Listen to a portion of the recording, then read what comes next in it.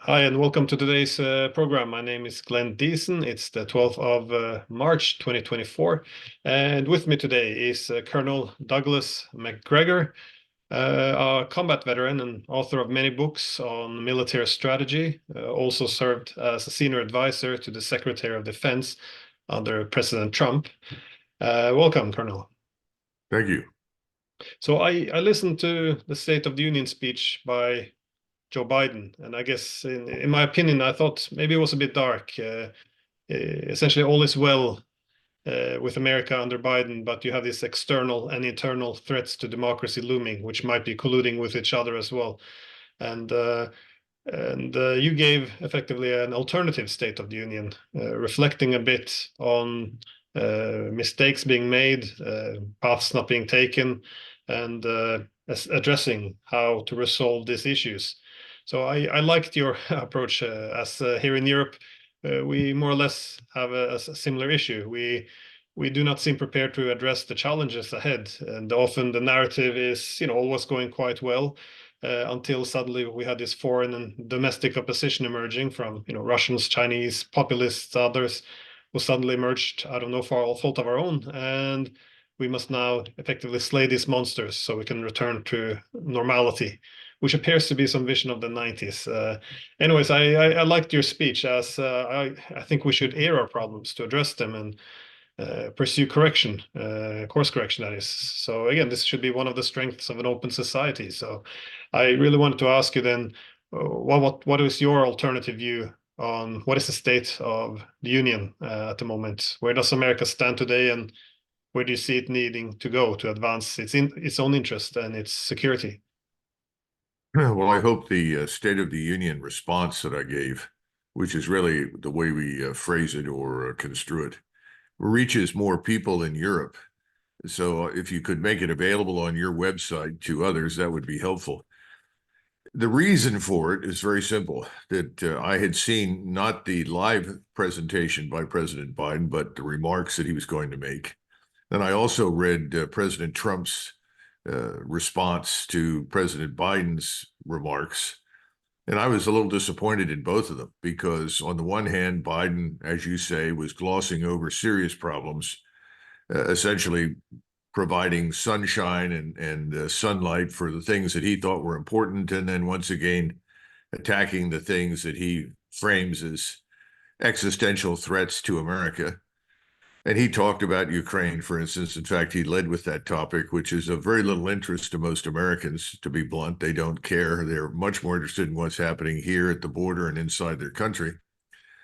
And then President Trump talked about all the great things that he did while he was in office and how much better everything will be when he comes back. And again, there wasn't much substance, in my judgment, in either of them. They were almost impulse-driven remarks as opposed to anything carefully thought out. So we, and I say we because in our country, our choice, we sat down and said, well, what would we say? And we wanted to talk about the problems. You can't ignore those. And initially, someone said, well, we need to be positive. And I said, well, I agree, we need to be positive, but we need to tell the truth. And the State of the Union in the United States is very fragile. It's fragile on every level, on a societal level, in terms of its financial condition, its economy. It's fragile in terms of its armed forces and our capabilities. We need to tell people that.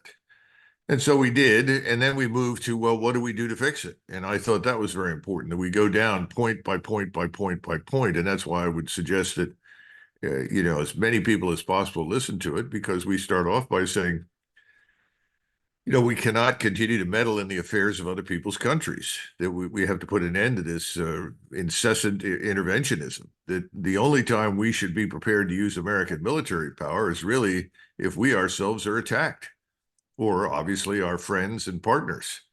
But we have to be very careful about that because we don't want American national security to be hostage to the interests of other countries. And unfortunately, that's where we are.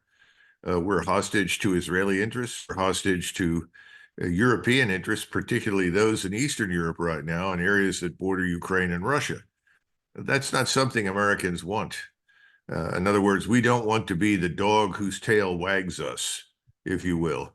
And right now, I think the tail is wagging us repeatedly and a whole range of issues. And we went beyond that to talk about the criticality of ending these open borders, restoring the rule of law inside the country, and securing our borders, not just our borders, but our ports and our airfields and so forth.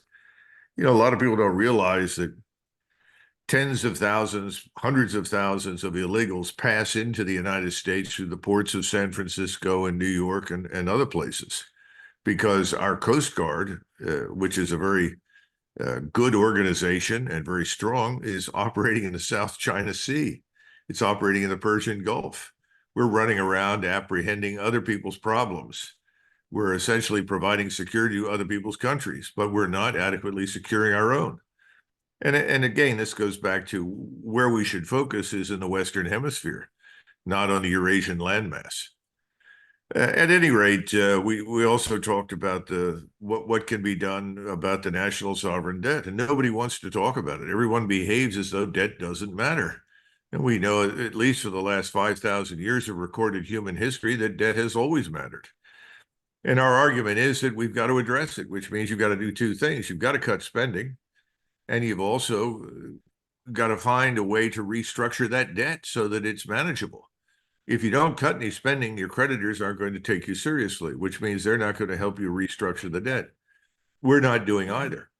In fact, looking at the budget that's shaping up right now for next year, we're looking at $7+ trillion, with $3.5 trillion borrowed and less than 4 million being from the means with which we create our wealth and prosperity. So if $3.5 trillion is being borrowed, where does that money come from?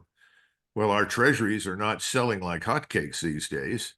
And so the expectation is that a lot of this will simply be printed, which of course further devalues your currency and provokes inflation and a whole range of other problems. Nobody wants to go there. Nobody wants to talk about it. And finally, we're tired of having our culture, our national identity under attack all the time. If there's a way to destroy a country, a society, a civilization, the easiest way is to attack its national identity, history, culture, because you castrate it. You make it impossible for the population to defend itself, because you've made the things that make it real, the population real, the identity real, illegal, or you've demeaned it, or you've demonized it. At any rate, it's being well received in the United States, and I know that it's being well received because YouTube is working very hard to change the algorithms to keep it away from people. So whenever that sort of thing happens, you know you're over the target area, as we say, that you're having an effect. So I think it's worked well. It's not a perfect answer, but it's an attempt to get past the fiction. And the fiction is killing us in this country, as it is in Europe. Yeah, I thought it's interesting what you said about being taken hostage, if you will, by the alliance commitments, because these days it seems like the key, a lot of the America's identity, well, self-identity at least, in terms of its role in the world, is to lead the world, and this is, based on this, on the idea of helping other countries advance freedom, democracy. Of course, these are good ideals, one could argue, but they're also tied a bit to the Wilsonian argument that the US should make the world safe for democracies. But it wouldn't have to be built that strongly into the US psyche, I guess, because America was founded on other traditions as well. In terms of the farewell speech by George Washington, he made this point that it's our true policy to steer away from permanent alliances with the foreign world, and have people like John Quincy Adams arguing not to go abroad in search of monsters to destroy. So there seems to have been also some which are advocating for not ruling the world or not leading the world necessarily to the same extent, and avoid these foreign entanglements. Well, Americans are increasingly questioning this thing called democracy. I mean, what we call a republic, which we are a republic, not a democracy. We have representative government, but we have democratic processes here in the United States. And Americans are looking at these democratic processes and they recognize that they're corrupted. that they've been perverted and subverted. So we regard this word democracy as something that is divorced from reality here in our own country. In other words, we're worried about electoral integrity. We're worried about free and fair elections. We want officials who are not corrupt. We want a bureaucracy that is not corrupt. Why are we overseas preaching when we here at home have serious problems with our own quote unquote democracy? So that's the first problem. The second thing is, how does it help promote the notion of democracy by bombing the living daylights out of people that don't agree with you? Now, the things that we have historically done is when someone doesn't agree with us or questions our policy, is we try to bully them. When we can't bully them, then we turn to sanctions. If the sanctions fail, as they have demonstrably against Russia and China and other countries, well, then we bomb them. You know, this is all in the name of democracy. It doesn't make any sense at all. And the notion that there is some liberal order that has to be defended, if it has to be defended, then why are we the ones initiating all the offensive military action to bomb and harm people? In other words, where's the evidence for defending anything? In other words, our armed forces are not being used to defend us, the United States and the West. They're being used to attack others, especially since those others have not attacked us. And presenting people with fiction, suggesting that if we do not preemptively attack someone, that they will attack us is nonsense. You know, Bismarck was right. Preemptive war is tantamount to committing suicide out of fear of death. It needs to stop. We need to get out of this business, but we've been doing it now for decades. I would argue we've been doing it since 1965, since we went into Vietnam. How well has it worked? Take a look at the world. It hasn't worked very well. Yeah, because it seems often the political differences appear in which war should be prioritized. So in past, should we go after the focus on Afghanistan or Iraq? In these days, it seems to be a split between focusing on Russia or China. It would be interesting with a deeper discussion, I guess, into what should be the role. And I know there's probably not an appetite in the US for taking advice from Putin, but I remember in his 2007 Munich speech, he made this argument that this world, the unipolar world, he said it was not just damaging for all the countries in the international system, but also for the United States itself, because he argued it would, in this quote, destroy itself from within. And this is, again, another new idea that one would exhaust its resources and cause all these internal differences and problems. But I wanted to ask you about what you think the priorities of the US should do, because, well, the way I see it, often success can be a curse because the US has been extremely successful in terms of, which is why it's so powerful.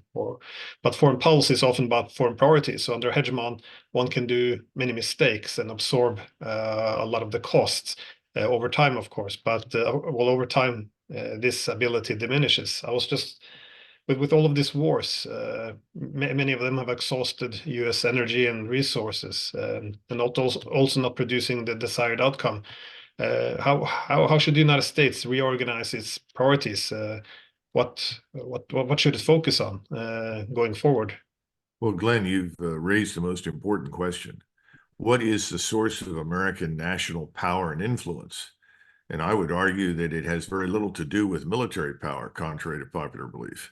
First and foremost, it's our economic strength, the prosperity we have built at home. Prosperity enables you to do many things, not only raise the standard of living for your population and make life better for Americans, which is what we historically tended to focus on before 1965, but it also enables you to build up friendships and alliances with others who want to benefit from your largesse. Remember, when Washington was president, he and Hamilton used to talk about America's mission in the world. Jefferson thought our mission in the world was, surprise, surprise, spread democratic ideals. Washington and Hamilton disagreed completely. They said our mission in the world is to become the engine of prosperity for the world. Because they argued, if we are prosperous and successful with our form of government and our economic development, then others in the world will want to emulate us. And they too will adopt similar approaches on the basis of the success that we demonstrate. Washington and Hamilton won that argument. What a lot of people don't understand is that Jefferson at the time wanted us to cast our lot with the French Revolution. And Washington thought that was sheer lunacy. First of all, he pointed out we have nothing in common with the French Revolution. These people are murderous maniacs who are destroying their own country, ruining their institutions, and killing their elites. We didn't do any of that during the American Revolution, quite the contrary. If anything, the American Revolution was a very conservative one, far closer to Cromwell and the Puritan Revolution than to anything that happened in France. We wanted nothing to do with that. So Jefferson was viewed as a nice person who was intelligent and certainly capable, but had temporarily lost his mind. The interesting part is that when Jefferson becomes president, he does not govern at all in the way that he had previously advocated. And he is very conservative in the way he approaches the world. Our strength lies in our prosperity and our economic foundations. It lies, or it used to lie, with the strength of our government. We had a government that was very honest. There's always a certain amount of corruption in every large bureaucratic structure. Our bureaucracy was relatively small. We did not have overseas holdings. We regarded the country that we had from the Atlantic to the Pacific as a de facto empire. We didn't need to go in search of a wider imperial sphere of influence or power. That changes briefly with Teddy Roosevelt. President Teddy Roosevelt, who comes out of the Spanish-American War and wants us to join with the British Empire in spreading our influence. But by 1910, 9 years after we occupied the Philippines, he recognizes that staying in the Philippines was a terrible mistake. And we subsequently spent the next 35, 40 years trying to get out of the Philippines because we had no business being a colonial power, didn't want to be a colonial power. We flirted with this repeatedly over time because we were taken over by people on the left.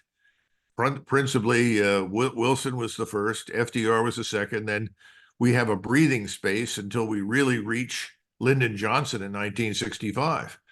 And he tries to take advantage of the same opportunity, committing us all over the world, particularly in Southeast Asia.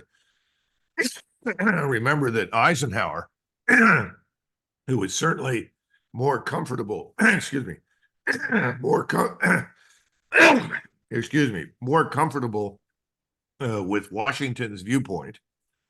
Eisenhower looked at NATO and said when he agreed to join NATO, and effectively that meant to lead it, he said, if it still exists in 10 years, we failed. In other words, NATO was not an end in itself. In other words, maintaining the wartime alliance and freezing the status quo around the world in ways that we thought were advantageous to us was not the goal.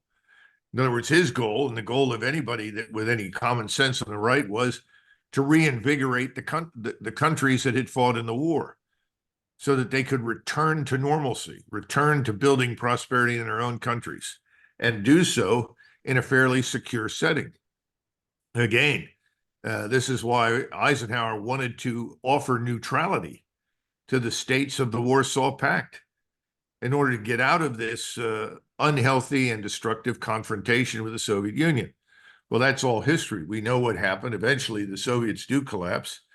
And one would have thought at that point, this is another opportunity to build prosperity beyond America's borders. What could we do to help Russia be prosperous and successful, or Ukraine, or any of the nations of the former Soviet Union and Eastern Europe? I think there was some of that, but I think unfortunately it was perverted into the notion that whatever happens has to happen in a way that serves our interests. Okay, what are our interests? And you hit the nail on the head. Instead of looking at the prosperity we need to build at home and the good relations we would like to have with everyone, the absence of conflict rather than the promotion of it, we decided to pursue global military, political, and most important, financial hegemony. And it's really the financial hegemony, more than anything else, that Russia and China and India, and now all the countries you see in the BRICS, want to get away from. They want to get out from under us and SWIFT and all of the other institutions that we control and manipulate to our advantage. And the military confrontation is really a manifestation of that conflict with the financial hegemony that we enjoy. And it's coming apart. It's very clear. When you have rapidly becoming a $35 trillion national sovereign debt, how much hegemony can you reasonably expect to exert over time? Not very much. And I think that's what Putin and others have said to us privately, and certainly in the discussion with Tucker, he made it very clear. You have an enormous problem with debt. You have problems of your own at home. What are you doing in eastern Ukraine? 6,000 miles from your shores? And that's a very legitimate question. What are we doing there? All we're doing is promoting conflict, confrontation, and destruction. And no one is willing to make peace because we view this conflict, confrontation, and destruction as working to our advantage. I don't think it does, but I think that's the view in Washington, certainly is in London, and I suspect in many Western countries. How they think they're benefiting from this is beyond me, because at the same time, we have enormous problems with the invasions of our country by people who are not us in vast numbers that we cannot assimilate, we cannot afford, we cannot maintain. So we have our own problems, and that's essentially the message of the State of the Union response. Let's get back to business at home. Let's make things right here. Let's regain our fiscal health, our national health. Let's reinvigorate the energy sector instead of running away from oil, gas, and coal, which we can utilize very effectively and competently, in favor of pie-in-the-sky schemes to make the world dependent upon solar power and things like this. We need to do what's in the interest of our country. We need to do it intelligently. And that's not the only area. We need to get back into the business of high-end manufacturing. Just 30 years ago, 20 years ago even, we were at the top of our game in terms of high-tech manufacturing. We aren't anymore. It's all migrated elsewhere. And we've facilitated that. That is, our elites have facilitated it. So we have serious problems here. And that's where we ought to focus. And I think most Americans agree with that, but the people in power do not. The ruling elite is very divorced in its thinking and mentality from the rest of the population.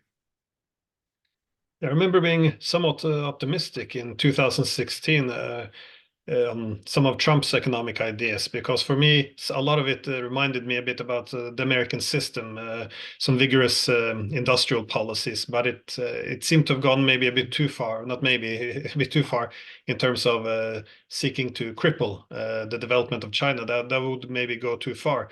But the idea of an industrial policy to strengthen the industrial base, it seems a necessary part of the way of restoring former strength. But I was just curious, how do you see the US possibly resolving some of its economic ties, not just with China, but the Russians? Because this is, for me, this, besides the disaster on the battlefield, one of the key catastrophes over the past 10 years was Russia, with its huge amount of resources, the largest economy in Europe now. They effectively have begun to decouple completely from the West and reorient their entire economy to the East, which is giving the East, cheap resources, this huge Russian market. It seems like an expression of self-harm. It's very difficult to have discussions about this, at least in Europe, because either you support sanctions or you're Putinist, but we never discuss whether or not this actually is in our interest. So I'm just curious, given that they decouple themselves to a large extent now from the industries, technologies, SWIFT payment systems, and also increasingly the dollar and the euro, how would you aim to address this issue? And I guess would it be in their interest to reconnect?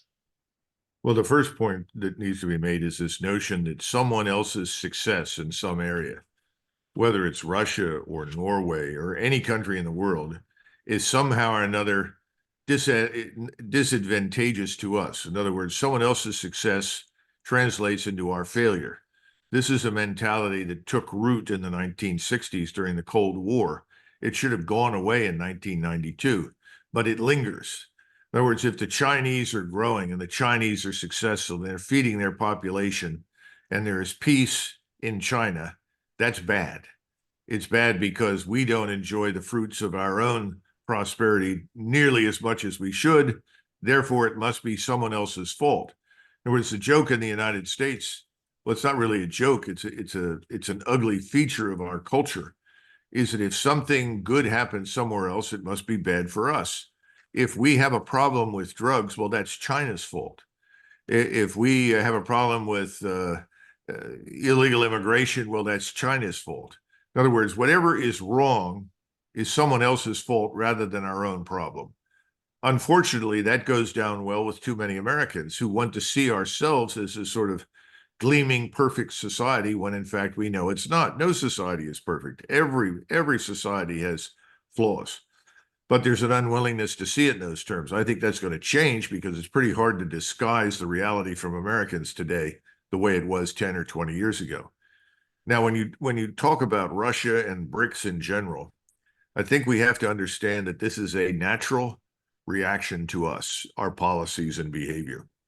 If you want to change that reaction or alter it, we have to change our behavior. That's become very, very difficult because everyone in Washington wants to continue confrontation, not cooperation. It wants to dominate, not cooperate. This is the problem in Washington, D.C. If we can't lead it, we don't want it. Do you understand? That is the mentality. And if you suggest, well, it may be better for us not to lead everything all the time, they say, oh, so you must be one of these American last types. In other words, you want to lead from behind. Yeah, I may not want to lead at all. Remember this stupid comment by Madeleine Albright. We are the indispensable superpower. Nothing can happen without us. Well, that was utter nonsense. Most of what happens on any given day in the world doesn't need to involve us. We used to take that position because we said, first and foremost, we need to focus on ourselves, on what's wrong at home and fixing it, improving ourselves before we go anywhere else. We threw that, off the bus a long time ago, and we've been riding this bus to disaster, a destination with no future for us at all, by saying that we have to be involved with everything. We don't. But this, we have to lead from the front and lead all the time, has actually been reinforced by our European allies, because our European allies have only too readily abdicated responsibility for themselves, for their countries, for their defense, in favor of what? Dependence upon us. I would argue that today's European states are very similar to the Greek city-states at the time of the Roman Empire. And eventually the Greek city-states, in order to maintain their independence from the king of Macedonia, another Philip, who was constantly involving himself in Greek city-states' internal matters, they called in the Roman legions. Well, the Roman legions came in, promptly defeated the Macedonians, but then they turned to the Greeks and said, look, we're not going to tolerate any more nonsense from you. So you've got to behave yourselves. You've got to govern yourselves effectively. Well, it was pretty clear that wasn't going to happen. So what happened? Greece became part of the Roman Empire. Well, we made you effectively the part of this illicit overseas empire that we created in the aftermath of World War II. It's over. We can't afford it. We don't need it. We don't want it. But you've got a problem. You've got to convince yourselves that you don't need us and that you can govern yourselves, that you can sort yourselves out. And there are an awful lot of elites right now, I call them the globalist elites, who are downplaying independence for European states. They see this as something bad. I think Europeans need to rediscover that they are in their own right nation states. They represent a different set of interests, different cultures, different peoples. You've got to find your own way forward. Now, this was something that Donald Trump said at the beginning of his previous administration. He said Europeans need to be their own first responders. That was his way of saying you've got to wean yourselves off of dependence on us for military power and strength and support. In other words, you've got to build your own capabilities. That was his argument about spending on defense. That all seems to have failed miserably. All you have to do is take a look at the European states in NATO and look what's happened in Ukraine. Show me a state in Europe today that is remotely prepared to take on anybody militarily. As a friend of mine in the French army likes to say, Douglas, the only thing the French army is prepared to do is go on safari in North Africa. He's right. So what about the rest of you? Where do you fit in? Well, you don't. and you're expecting us to fill the vacuum. It should be pretty obvious at this stage, given our indebtedness, the weakness of our financial condition, the deteriorating condition of our armed forces, that that's an unrealistic expectation. Europeans are going to have to find their own way. Charles de Gaulle was right. He argued that in the 1960s, and he was summarily rejected. But he was essentially correct. It's time for Europeans to do that. I don't know how that's going to play out. But I think in answer to your larger question, when can Europeans get back to business with Russia, depends very heavily on the Europeans divorcing themselves from dependence on us. If you cannot end your dependence upon us, it's going to be very hard for you to find your own way with Russia, or for that matter, even with China. Yeah, that was actually another, besides the industrial policies, I think I liked with Trump, the fact when we say, oh, maybe we can't rely 100% on Washington, then yeah, well, that's a good thing. We have to learn to stand on our own legs. I thought this was a positive aspect, but it does. One last thing, Glenn, if I may Yeah. say, it also requires people to look at the world differently through a different lens. The Europeans have adopted this position of self-identified moral supremacy. Therefore, Mr. Putin and the Russians are not on an equal footing with us. We are morally superior. We are morally superior because we think we respect human rights. We think we are democratically elected.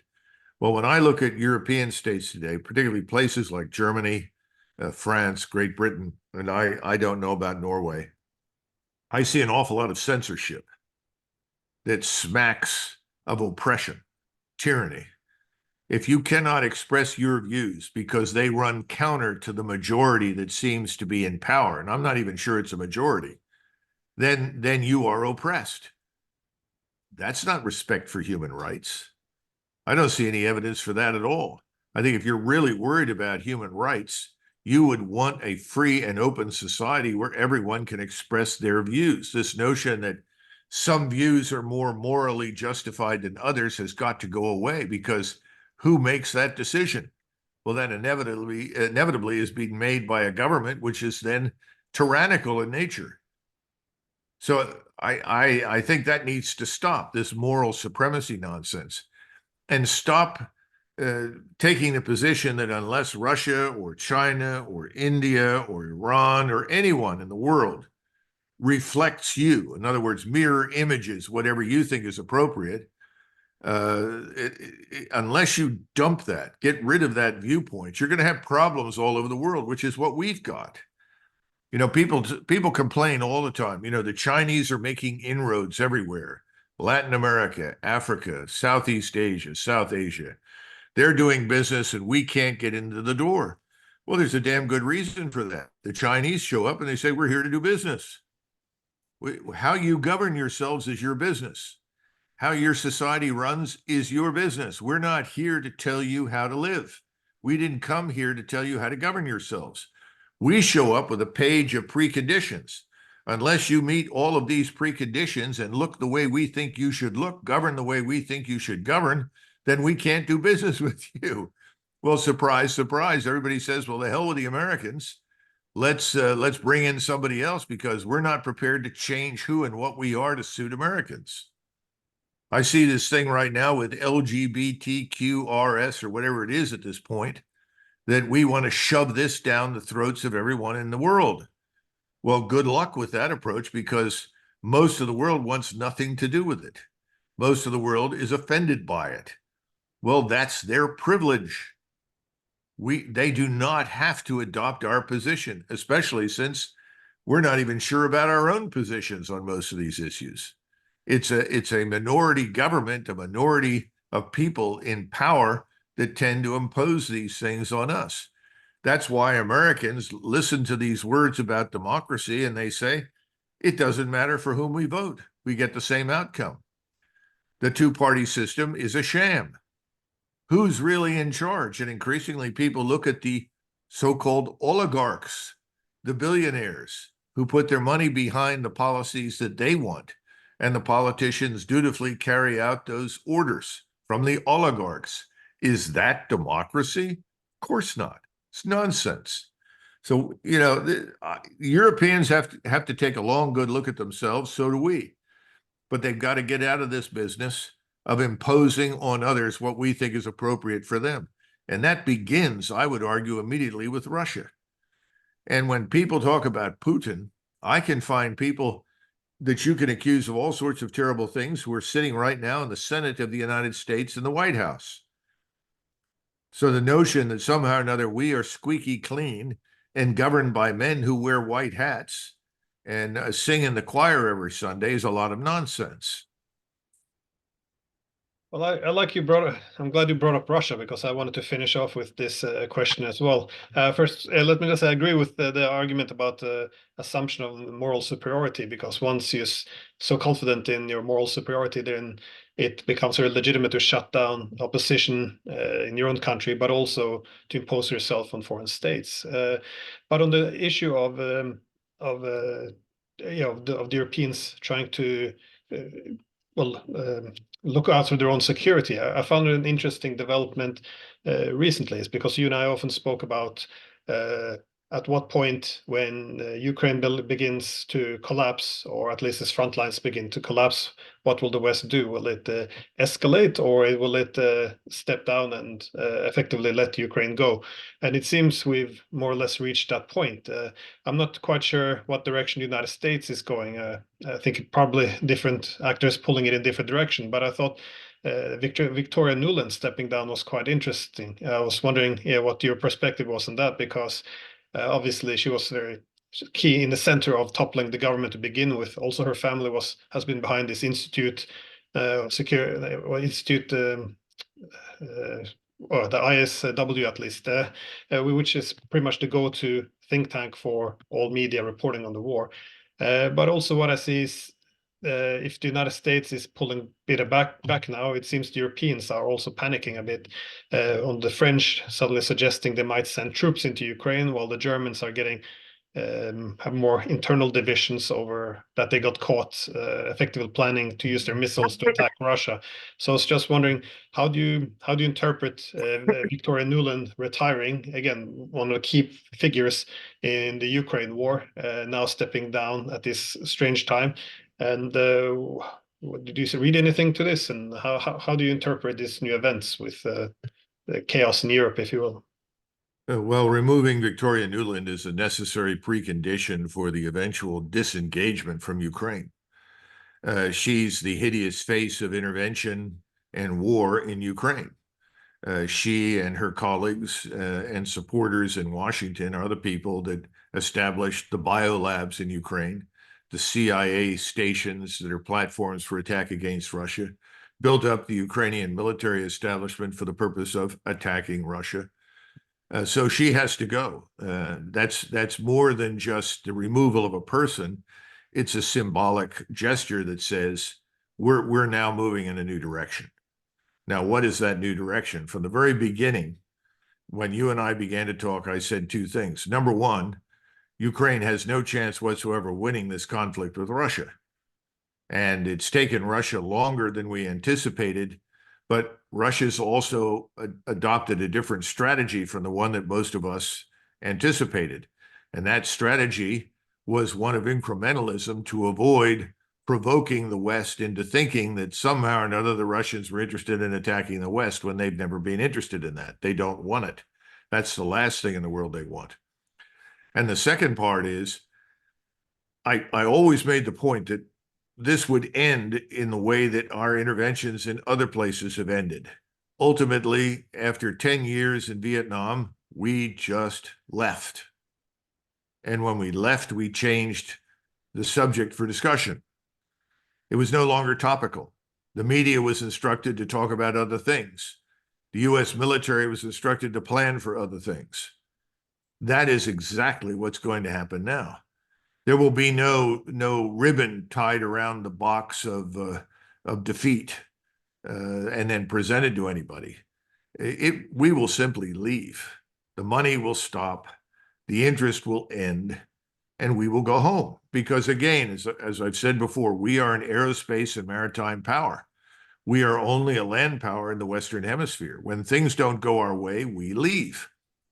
Well, this is very frightening to the Europeans, especially to the globalist elites who very, very imprudently followed our lead. When Biden went to Warsaw and gave these ridiculous remarks about Putin needs to be removed, we will stand with Ukraine to the bitter end, and promoted Ukraine, the most corrupt, one of the most corrupt countries in the world, and this sham government led by people who don't give a damn about Ukraine or its people. We sucked in all of the Europeans into this swirling whirlpool of disaster. And so the Europeans have marched merrily down into hell with us. Well, we're now leaving hell. We've removed one of the principal demons, and we're on our way back up the stairs. We're quietly withdrawing and disengaging. We are not going into Ukraine. The U.S. military is going to pull out whatever is there now, which is in small penny packets of people designed to support the Ukrainians. And we're not going to put our forces on the ground in that country. It's out of the question. Biden has made that very clear, and he's telling the truth for a change. We are not going to fight there because we're not prepared to fight. We don't have the wherewithal to fight there. These truths are dawning on Europeans. And the European globalist elites are now saying, well, what are we going to do? How do we conceal this disaster that we crafted on behalf of the United States? What do you do in London, in Paris, in Berlin, you know, in all of these capitals, when you've stood there and made all of these ridiculous statements, the Wilsonian language about making the world safe for democracy, which is nonsense and was never at stake? How do you get out of this? Well, you appear in a state of self-righteous self-justification to threaten intervention. And here's Macron with an army that is absolutely not going to march across Europe and do anything under any circumstances, who talks about committing forces there. The Germans respond negatively because there's no support for Germans to fight in Ukraine against Russians. There never was. And as I've said to you before, where are all the Norwegian volunteers? Are they going to show up with all the Swedish volunteers and the Finnish volunteers and the Dutch volunteers to fight in Russia? Of course not. It's insane. It's ridiculous. It's got to stop. So the globalist elites they're going to try and maintain the lie as long as they can by pretending to escalate. But there's nothing to escalate with. The Russians right now are at a pause, and they're at a pause for reasons that have a lot to do with the quality of the ground. It is still very muddy and difficult. Trafficability is poor. That's going to change in April. And I think by mid-April at the latest, you're going to see the Russians move all the way to the Dnieper River. And again, as we've discussed before, is someone going to step forward and say it's time for us to come to an arrangement? Let's end this pointless war. And I think somebody will. I don't think it's going to be in Washington, but I think it will happen in Europe. I don't know who it will be, but someone will step forward and say it's time to end this travesty. And the Russians will end it. But I don't think it will end until the Russians control Odessa.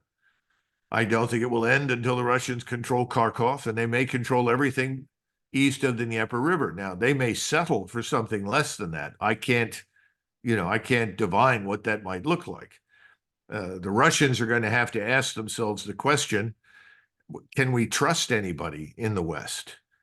Because all of this was always about a neutral Ukraine. If we sign on for a neutral Ukraine, whatever is left of Ukraine, can we trust the West to keep its promises? And they don't know at this point. But one thing is absolutely clear, I think. They cannot trust Washington. And if they can't trust Washington, that means someone in Europe or some group of Europeans has to step up and take the initiative and end this. I hope that moment will come. At the moment, like I said, it feels it's uncertainty and chaos which defining the political landscape. Because again, in Europe, we signed up for this war against the world's largest nuclear power, and we thought it was going to be victory, militarily, economic, diplomatic, everything. And now there doesn't seem to be much a good idea about what to do. Again, the French, on one hand, they're saying there's a stalemate. On the other, they're saying we have to send troops if the Russians reach Odessa or Kiev. Obviously, they can see what's coming now over the next 2-3 months. So, Well, let's just consider what happens if they send troops to a place like Odessa. The Russians will annihilate them. That's what will happen. You cannot build a coalition of the willing. Remember, that was the dumb idea created by Petraeus back in the fall of 2022. And again, it came around in 2023. You cannot create that overnight. If you're going to fight a major power like Russia, you have to have the logistical infrastructure in place. You have to have the command, the control, the ISR, the intelligence, surveillance, reconnaissance, all of that has to be networked. You have to have command structures in place. You have to have forces that can be rapidly resupplied with repair parts and sustainment. None of that exists. So the notion of anybody today in NATO going into Western Ukraine is laughable nonsense. It's interesting to note that Sikorsky, who is one of the prominent spokesmen for incredible stupidity right now in Europe, who's married to Anne Applebaum, who is a card-carrying globalist neocon, Russian hater, is talking about using Polish forces potentially in Western Ukraine. Well, we all know the Poles have already been over there and large numbers have been killed. But the chief of staff of the Polish military is very straightforward. So that's absurd. It's ridiculous. We don't have the wherewithal to do that. Put it out of your mind. He's telling the truth. Sikorsky had better stop smoking whatever it is that he's smoking in his recreational time, because he's out of touch with reality. The Russians are prepared. We are not. The Russians have the foundation for the projection of military power over the Dnieper all the way to the Polish border if they want to do it. They don't want to do it. They want to end this war. We need to end it and stop fantasizing about what we could do to prevent the Russians from going into Odessa. Anyone who thinks that any Western forces on the ground in Western Ukraine will somehow or another be immune to Russian attack is insane. The Russians are incensed. They never wanted any of this. They were goaded into it. They begged us for decades not to do the things that we've done. They went in out of desperation. We now have all the evidence we need for the malicious intent on the part of Washington and its NATO allies. The Russians know it. They will cross that river, and there will be hell to pay on the other side unless we put an end to this. But anybody who thinks that they can stop the Russians from seizing Odessa, an historically Russian city, is crazy. That will happen. Almost sounds like a quoting CIA Director William Burns in 2008 when he said, if we try to drag Ukraine into NATO, likely Russia will invade, but this is something they do not want to do. So, yeah, I think it's a horrible mess, and it's never But there's a silver lining to the cloud.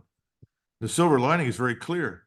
The Russians don't want to do any of these things. They want to do business with the West. So back to your original question, if we can step out of this disaster and the Europeans can seize the initiative, there can be a return to normalcy with Russia. That's possible. I just don't think much is possible with us, because we are seen as the principal culprit, and with good reason. Well, on that note, I do hope to see some changes, new policy to both, get an end to the killing and, of course, restore some economic ties. So, Colonel Macgregor, it's always a great pleasure. So, thank you so much again for your time. Thank you, Glenn.